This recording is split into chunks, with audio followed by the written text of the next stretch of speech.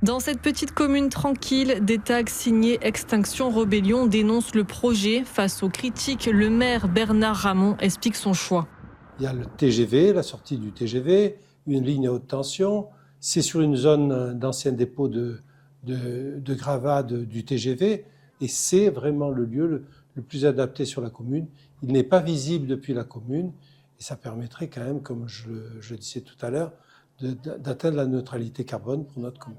Profitons de ce soleil, surtout que ça n'abîme pas une zone naturelle très, très belle. Un argument irrecevable pour les défenseurs du site. Laura Mouly, membre du collectif des collines, randonne régulièrement dans le secteur. Vous voyez, ça grouille d'abeilles partout. Ce site, ça grouille d'abeilles. Vous allez partout, vous avez des abeilles. Moi, quand je passe sur les chemins, vous avez les abeilles dans tous les sens. C'est cette zone-là qui a été utilisée par la SNCF en 1998 pour entreposer des déblais. Et c'est ça qui sert de justificatif pour dire que le site est fortement dégradé et que c'est un délaissé ferroviaire. Tout ça aussi, ça a été utilisé pour entreposer les déblais. Et quand on dit que rien ne pousse, c'est une aberration.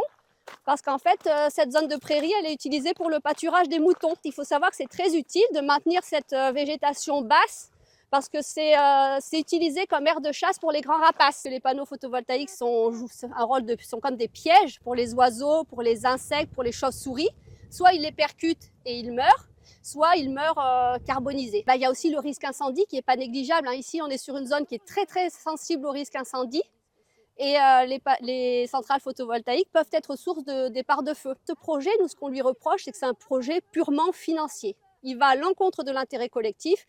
L'intérêt collectif, c'est pas d'aller saccager une zone Natura 2000 pour y implanter des panneaux. Donc nous, ce qu'on lui dit au monsieur le maire de Lambesc, c'est implanter des panneaux sur les toitures, des bâtiments municipaux, implanter des panneaux sur les parkings, et ce sera déjà très bien. Dans un souci d'apaisement, le maire de Lambesc a prévu de recevoir les collectifs très prochainement.